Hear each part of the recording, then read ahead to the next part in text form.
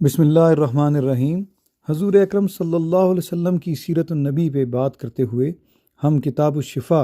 की रोशनी में आज कुछ बातें करेंगे कि हजूर अकरम सल्लल्लाहु अलैहि वसल्लम ने जो भी कुछ फरमाया वो हमारे लिए हर तरह से सच है। और आप सल्लल्लाहु अलैहि वसल्लम के कलाम में, आप सल्लल्लाहु अलैहि वसल्लम की बात में कभी किसी किस्म का ना कोई शक व शुबा है, ना उसमें कभी किसी किस्म की कोई गलती होने का इम्कान हो सकता है। और इस बात पर उम्मत के उलमा का और पूरी उम्मत का इजमा है। इजमा का मतलब ये कि सब इस बात पर मुत्तफ़िक़ हैं, चाहे वो किसी भी सोच से और मकतबा फ़िक्र से ताल्लुक़ रखते हों, कि हजूर अकरम सल्लल्लाहु अलैहि वसल्लम ने कभी कोई चीज़ हकीकत के अलावा, सच के अलावा आपके ज़बान मुबारक से कभी निकली ही नहीं। हजूर सल्लल्लाहु अलैहि वसल्लम ने हमेशा जो भी बात की वो सच के सिवा कुछ भी नहीं है। और इस पर उलमा ने और बातचीत की है, जिसमें कि अम्बिया का, हजूर अकरम सल्लल्लाहु अलैहि वसल्लम के साथ साथ बाकी अम्बिया जो हैं उनका भी जो भी लफ्ज़ उनके मुंह से अदा हुआ वो सच्चाई पर मबनी है। और इसके बारे में उलमा ने कहा कि ये अपने अंदर एक हकीकत है और इसका ताल्लुक़ किसी मौजज़े से नहीं, बल्कि ये अल्लाह ताला ने अम्बिया को इस तरह से बनाया, उनको इस तरह से दुनिया में भेजा, उनकी इस तरह से हिफाजत फरमाई कि उनके मुंह से जो भी निकला वो सच ही निकला। और हजूर अकरम सल्लल्लाहु अलैहि वसल्लम की ज़बान मुबारका तो शरीयत है।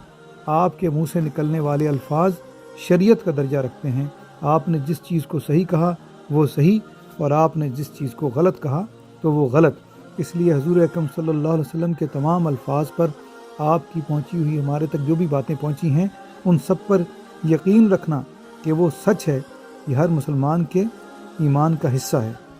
यहाँ पर ये बातचीत लोगों के जहन में आएगी कि हजूर सल्लल्लाहु अलैहि वसल्लम की बातचीत हमारे तक पहुँचने का आज तक जो ज़रिया है वो अहादीस हैं, और अहादीस मुबारका हदीस की किताबों में लिखी हुई हैं। तो हजूर सल्लल्लाहु अलैहि वसल्लम के दौर में हदीस की किताबें क्या थीं या नहीं, तो इस बारे में हम हज़रत अब्दुल्ला बिन उमर रज़ी अल्लाह ताला अन्हु की एक रिवायत जो है और हदीस, वो हम बयान करते हैं कि उन्होंने हजूर सल्लल्लाहु अलैहि वसल्लम से ये पूछा कि क्या मैं वो तमाम बातें लिख लिया करूं जो मैं आपसे सुनता हूं। तो हजूर सल्लल्लाहु अलैहि वसल्लम ने इस बात की उनको इजाज़त दे दी। तो उस पर उन्होंने आपसे फिर और सवाल किया कि या रसूल अल्लाह, क्या मैं वो बातें भी लिखूं जो आप कभी अगर गुस्से की हालत में हों तो अगर इरशाद फरमाएं, और अगर कभी आप बहुत खुशी की हालत में हों तो आप इरशाद फरमाएं, तो क्या इस तरह की बातें भी मैं लिख लूं। तो हजूर सल्लल्लाहु अलैहि वसल्लम ने फरमाया कि हाँ, क्योंकि मैं जो कुछ भी कहता हूँ वो हकीकत होता है और सच्चाई के अलावा कुछ नहीं होता। यानी कि हजूर सल्लल्लाहु अलैहि वसल्लम ने हज़रत अब्दुल्ला बिन उमर रज़ी अल्लाह ताला अन्हु को ये बात बता दी कि आने वाली आखिरत तक के तमाम वक्तों के लिए, तमाम मुसलमानों के लिए ये बात उनको पता रहे कि हजूर सल्लल्लाहु अलैहि वसल्लम आम हालात में, या कभी अगर आप जलाल की हालत में होते थे यानी गुस्से की हालत में, या अगर कभी आप बहुत खुशी की हालत में होते थे, तो इन तमाम हालतों में आपकी ज़बान मुबारका से सच के अलावा कुछ नहीं निकलता था। इसलिए आपका जो कौल आप सल्लल्लाहु अलैहि वसल्लम के मुंह से निकला, जो बात निकली वो सच है और वो हमारे लिए काबिल अमल है। कुरान पाक में सूरह नजम, जो कुरान की 53 नंबर सूरत है, उसमें आयत नंबर 3 और 4 में अगर आप देखें तो अल्लाह ताला ने फरमाया, वमा यंतिकु अनिल हवा इन हुआ इल्ला वह्युन यूहा, जिसका तर्जुमा ये है कि और वो यानी नबी पाक सल्लल्लाहु अलैहि वसल्लम कोई बात अपनी ख्वाहिश से नहीं करते, यानी अपनी मर्ज़ी से कोई बात नहीं करते। इन हुआ इल्ला वह्युन यूहा, वो नहीं मगर जो वही उन्हें की जाती है, यानी सिर्फ जो वही उन्हें की जाती है, आपके मुंह से सिर्फ वो बात निकलती है और कोई बात आप अपनी मर्ज़ी से नहीं फरमाते। इसी तरह कुरान पाक में सूरह अन-निसा की आयत है 170, जिसमें अल्लाह ताला ने फरमाया, या अय्युहन नासु क़द जाअकुमुर रसूलु बिल हक़्क़ि मिर रब्बिकुम फ़आमिनु खैरल लकुम। इसका तर्जुमा ये है कि ए लोगो, तुम्हारे पास ये रसूल सल्लल्लाहु अलैहि वसल्लम सच्चाई के साथ, हक़ के साथ तुम्हारे रब की तरफ से तशरीफ़ लाए, तो ईमान लाओ अपनी भलाई, अपने भले को, अपनी अच्छाई के लिए। और ये आयत मुबारका का हिस्सा है जिसमें कि वाज़ेह तौर पे अल्लाह ताला ने ये फरमा दिया کہ حضور اکرم صلی اللہ علیہ وسلم اللہ کی طرف سے سچ لے کر آئے ہیں اس دنیا اور انسانیت کے لیے، اور ہم اپنی بھلائی کریں گے اگر ہم آپ پر ایمان لائیں گے۔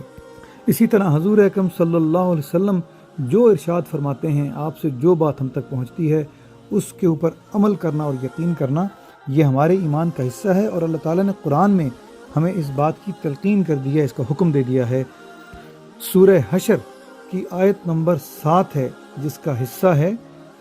جس میں اللہ تعالیٰ نے فرمایا وما آتاکم الرسول فخذوہ وما نہاکم عنہ فانتہوا